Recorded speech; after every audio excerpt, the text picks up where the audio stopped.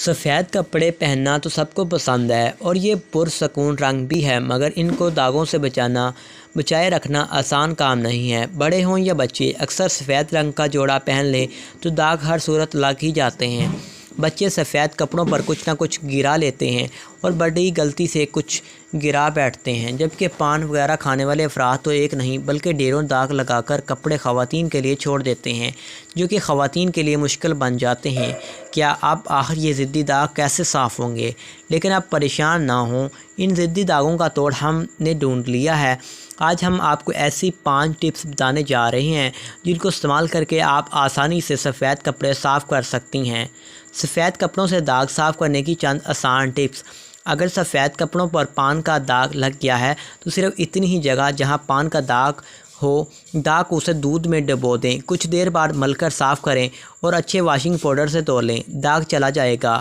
اگر چائے، پان یا کسی اور چیز کا ضدی داغ سفیدی کپڑے پر لگا ہے تو اس کے لیے اسے اس ڈبے پر پیسی ہوئی پھٹکڑی ملیں اور پھر کپڑے کو نیم گرم پانی سے دھو لیں، ضدی سے ضدی داغ ہٹ جائے گا۔ ایک طریقہ یہ بھی ہے کہ چائے یا کسی اور ضدی ڈبے پر کوئی ٹیلکم پاؤڈر چھڑک کر اچھے سے مل لیں اور اس پر ایک کپڑا رکھ کر استری کریں تو بنا دھوئے داغ دھبے اڑ جائیں گے۔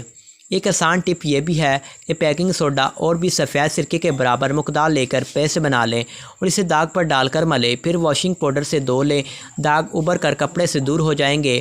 1 چمچ یا پھر جتنا زیادہ داغ اور اسے داغ پر ڈال کر ملیں اچھے سے، پھر واشنگ پاؤڈر سے دھو لیں، داغ ابھر کر کپڑے سے دور ہو جائیں گے۔ 1 چمچ یا پھر جتنا زیادہ داغ ہو اس حساب سے ہائیڈروجن پیراکسائڈ اور بیکنگ سوڈا براہ راست داغ پر ڈالیں اور رگڑ کر صاف کریں، ضدی داغ سے جان چھوٹ جائے گی۔ احتیاطی تدابیر۔ ہرگز سفید کپڑوں پر بلیچ نہ ڈالیں، اس سے کپڑا خراب ہوگا، اس کی رنگت پھیکی پڑ جائے گی۔ اگر بلیچ استعمال کریں تو اچھی کمپنی کا ایسا بلیچ استعمال کریں جو کپڑوں کی رنگت خراب کرنے کے بجائے ان میں نئی جان ڈالتا ہو۔ اگر آپ چاہیں تو سفید کپڑے دھونے کے بعد ان میں نیل دیں تو کپڑا اور نکھر جائے گا اور پیلا نہیں رہے گا۔